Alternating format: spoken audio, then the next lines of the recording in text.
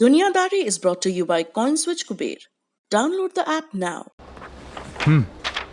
भाई साहब, बिटकॉइन में ट्रेड करना आखिर फ्लेक्सिबल कितना है? आपके पैसे हैं, जब चाहो आपके पास, जब आप चाहो बिटकॉइन में 24/7। कॉइनस्विच कुबेर डाउनलोड करो और बिटकॉइन में ट्रेड करो। Simple, credible, flexible. ट्रेड कर बेफिक्र।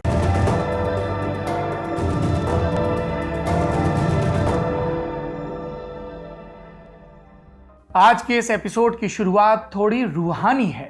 आज हम आपको सुनाएंगे एक आत्मा का किस्सा। ये प्रसंग है एक मशहूर मीटिंग का। दो राष्ट्रपति आमने सामने बैठे थे।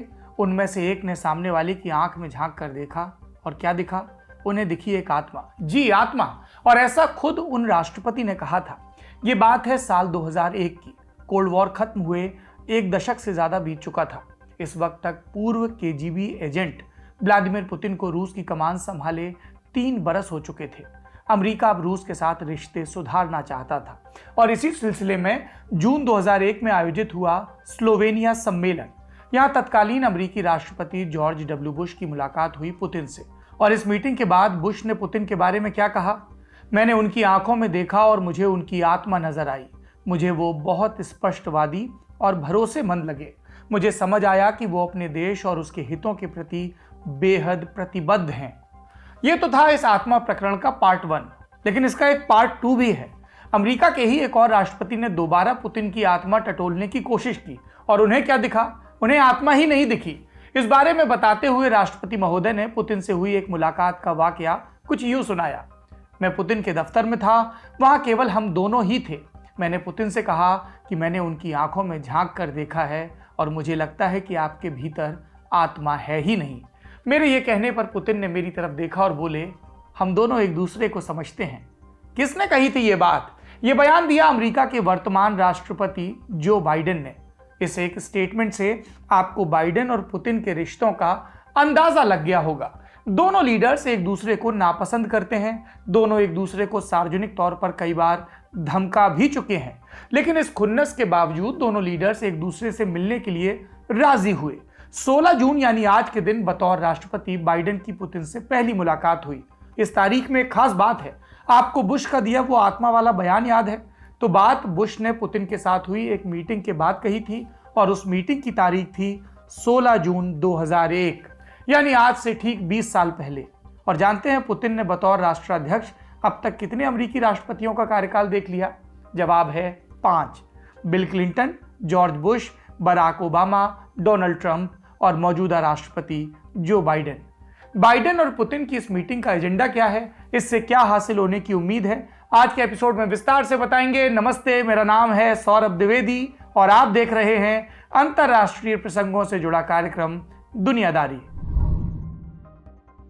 16 जून की मीटिंग पर आने से पहले हम थोड़ा अतीत में चलते हैं। आपको सुनाते हैं 3 महीने पहले का एक वाकया। तारीख थी 16 मार्च 2021। ऑस्ट्रेलिया का एक चैनल है ABC। उसने प्रेसिडेंट बाइडेन का इंटरव्यू लिया। इसमें एंकर ने पुतिन के बारे में 2 सवाल पूछे। पूछा कि क्या बाइडेन पुतिन को जानते हैं और क्या उन्हें लगता है कि पुतिन हत्यारे हैं। और इस पर बाइडेन का जवाब क्या था? आई डू, मतलब हाँ, मुझे लगता है। इस जवाब का मतलब था कि बाइडेन दोनों सवालों पर हामी भर रहे हैं। वो कह रहे हैं कि हाँ, मैं पुतिन को जानता हूं और ये भी मानता हूं कि वो हत्यारे हैं। इस इंटरव्यू में एक और बड़ी चीज हुई वैसे। इसमें बाइडेन ने पुतिन को 2 बार धमकाया और इस धमकी का संदर्भ जुड़ा है अमेरिकी राष्ट्रपति चुनाव से। पुतिन पर इल्जाम है कि उन्होंने अमेरिकी चुनाव में दखलंदाजी की कोशिश की। इल्जाम है कि 2016 में ट्रंप को जिताने के लिए उन्होंने अमेरिकी चुनाव में सेंधमारी की, डेमोक्रेटिक पार्टी और उसकी उम्मीदवार हिलेरी क्लिंटन के ईमेल लीक करवाए। इसी तरह 2020 में भी बाइडेन को हराने के लिए उन्होंने अमेरिकी चुनाव को प्रभावित करने का जतन किया। ABC के इंटरव्यू में बाइडेन इन्हीं आरोपों का जिक्र कर रहे थे। उन्होंने कहा कि पुतिन को अपने किए का अंजाम भुगतना होगा। इसके अलावा उन्होंने ये भी कहा कि पुतिन हत्यारे हैं और उन्हें इसकी भी सजा मिलेगी। और इसके जवाब में रूस ने क्या किया? उसने अमेरिका में नियुक्त अपने राजदूत को वापस बुला लिया। साथ ही अपने यहाँ नियुक्त अमेरिकी राजदूत को भी रूस से निकाल दिया। बाइडेन के बयान पर पुतिन की खुद भी प्रतिक्रिया आई। मुन्ना भाई के गेट वेल सून स्टाइल में पुतिन बोले, मेरे अमेरिकन समकक्ष ने एक बयान दिया, इस पर मैं क्या बोलूं? मैं बस इतना ही कहूंगा कि वो जल्द स्वस्थ हो जाएं। मैं व्यंग नहीं कर रहा, ये मजाक नहीं है। मैं सच में उनके अच्छे स्वास्थ्य की प्रार्थना करता हूं। पुतिन ने यह बात मुस्कुराते हुए कही थी। जानकारों ने कहा उनकी मुस्कान में ताना छिपा था। कैसा ताना? दरअसल अमेरिकी चुनाव के ही समय से रूस की सरकारी मीडिया एक नैरेटिव गढ़ने में जुटी थी। उनका दावा था कि बाइडेन बीमार हैं, उन्हें डिमेंशिया यानी भूलने की बीमारी है। बाइडेन 77 बरस के हैं। उनकी उम्र और फिटनेस पर भी सवाल उठाए गए। एक्सपर्ट्स के मुताबिक बाइडेन के अच्छे स्वास्थ्य की कामना करते हुए पुतिन ने दरअसल यही साइकोलॉजिकल वॉरफेयर का दांव खेला। वो हाईलाइट करना चाहते थे कि बाइडेन दिमागी तौर पर बीमार हैं और दया के पात्र हैं। नापसंदगी का यही सार्वजनिक इजहार बाइडेन और पुतिन के इक्वेशन की खासियत है। जियोपॉलिटिक्स में हर देश के अपने दोस्त और दुश्मन होते हैं। किससे दोस्ती है, किससे दुश्मनी, ये अक्सर जगजाहिर होता है। लेकिन इसके बावजूद राष्ट्राध्यक्ष दूसरे देश के लीडर्स पर खुलेआम छींटाकशी करने से बचते हैं, फिर वो चाहे दुश्मन देश का लीडर ही क्यों ना हो। लेकिन बाइडेन और पुतिन का केस अलग है। दोनों एक दूसरे की आलोचना करते हुए कोई कसर नहीं रखते। एक बार फिर लौटते हैं पुतिन के गेट वेल सून वाले बयान पर। इस स्वास्थ्य कामना वाले व्यंग के बाद पुतिन का एक और बयान आया था। रशिया 24 टीवी चैनल से बात करते हुए उन्होंने बाइडेन को न्योता दिया, कहा कि आओ बात करते हैं। इस बातचीत के लिए पुतिन ने कुछ शर्तें भी रखी।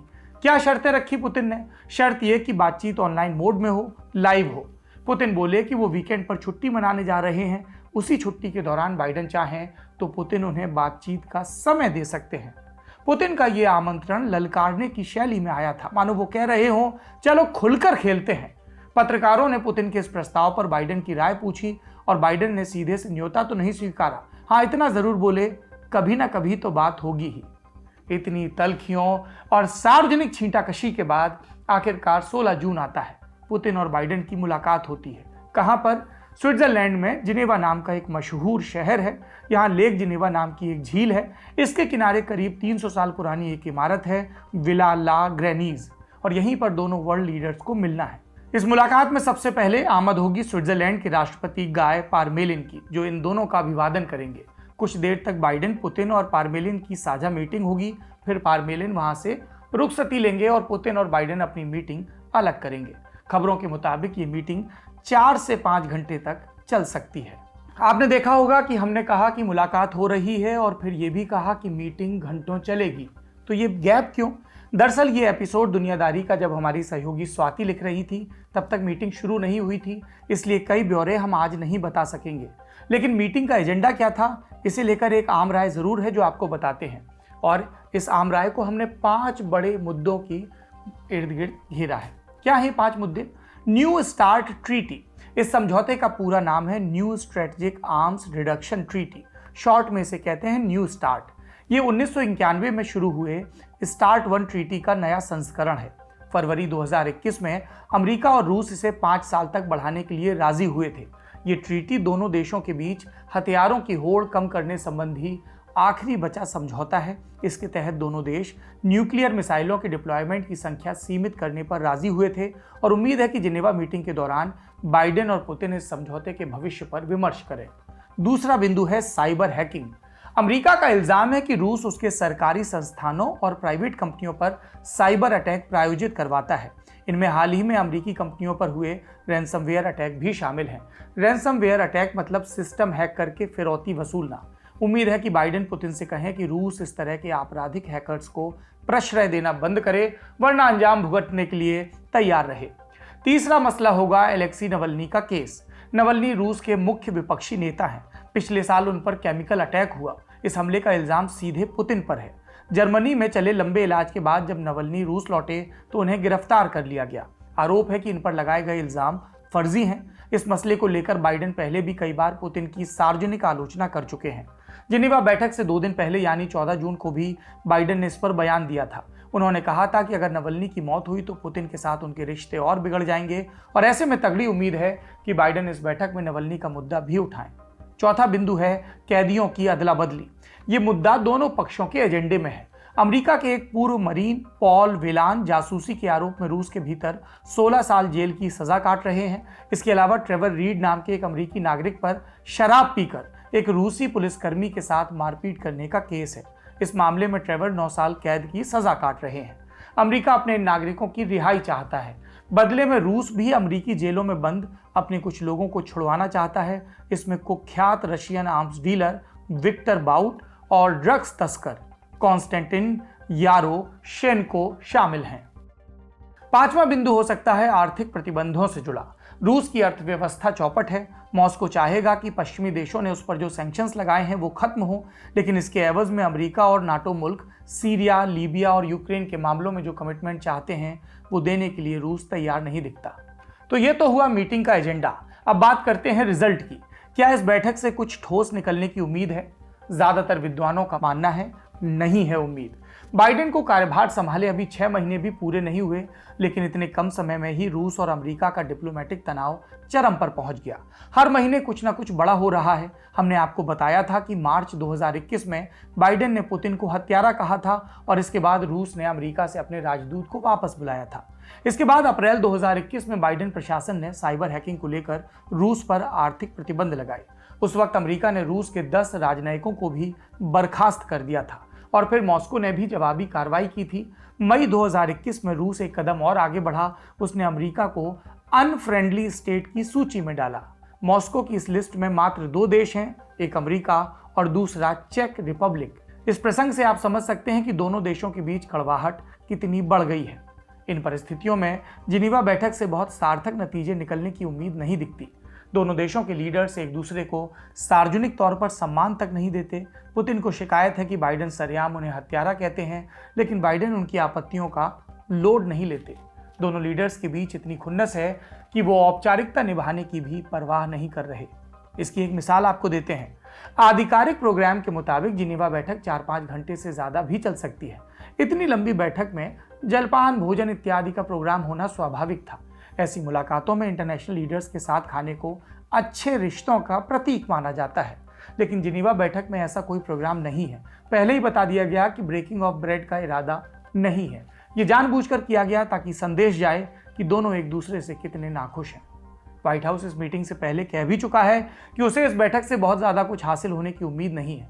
ऐसे में सवाल उठता है कि उम्मीद नहीं है तो मिल ही क्यों रहे हैं? इसलिए मिल रहे हैं ताकि डायलॉग हो, आगे के विमर्श की राह निकले। लाख शिकायतों के बावजूद अमेरिका और रूस जानते हैं कि वो एक दूसरे का पूरी तरह से बायकॉट नहीं कर सकते। इसीलिए इतनी कड़वाहट के बाद भी दोनों पक्ष मिलने के लिए राजी हुए हैं और ये कुछ सुकून की खबर है। ये था आज का दुनियादारी का बड़ी खबर सेगमेंट। अब सुर्खियां सुनते हैं। पहली सुर्खी ताइवान से। 15 जून को चीन के करीब 28 सैन्य विमानों ने ताइवान की वायु सीमा में घुसपैठ की। इसमें चीन के फाइटर जेट्स, बम वर्षक विमान और एंटी सबमरीन्स शामिल थे। ताइवानी रक्षा मंत्रालय के मुताबिक पिछले 1 साल में हुई चाइनीज विमानों की ये सबसे बड़ी घुसपैठ थी। आशंका है कि इस आक्रामकता का संबंध G7 की बैठक से है। 13 जून को G7 लीडर्स ने एक साझा बयान जारी किया था जिसमें ताइवान का भी जिक्र था। जब भी वर्ल्ड लीडर्स इस तरह का कोई बयान देते हैं, चीन ताइवान पर अपनी गुंडागर्दी बढ़ा देता है। दूसरी सुर्खी सऊदी अरब से है। उसने मुस्तफा हाशिम अल दरविश नाम के एक शख्स को सूली पर चढ़ा दिया। मारे जाते समय मुस्तफा की उम्र 26 साल थी। दरअसल जब मुस्तफा 17 बरस के थे तब उन्होंने एक सरकार विरोधी प्रदर्शन में हिस्सा लिया था और इसी वजह से अब 9 साल बाद सऊदी ने उनकी जान ले ली। इस बारे में मुस्तफा के परिवार को पहले से कोई जानकारी भी नहीं दी गई। उन्हें इंटरनेट से इसकी खबर मिली। मुस्तफा शिया थे और सऊदी में शिया लंबे समय से प्रताड़ित हो रहे हैं। तीसरी सुर्खी इजराइल से। वहां कट्टरपंथी यहूदियों ने जेरूसलम में एक भड़काऊ फ्लैग मार्च निकाला। इसमें अरब मुर्दाबाद के नारे लगाए गए। इस रैली के बाद इजराइल और गाजा के बीच फिर से तनाव बढ़ गया। पहले गाजा की ओर से आग लगाने वाले गुब्बारे दागे गए। जवाब में इजरायली सेना ने 15 और 16 जून की दरमियानी रात गाजा पर बमबारी की। पिछले महीने हुए संघर्ष विराम के बाद ये पहली बार है जब इजराइल ने हवाई बमबारी की। आज की दुनियादारी में इतना ही। दुनिया बेहतर हो इसके लिए ज़रूरी है कि इसकी खोज खबर रखी जाए।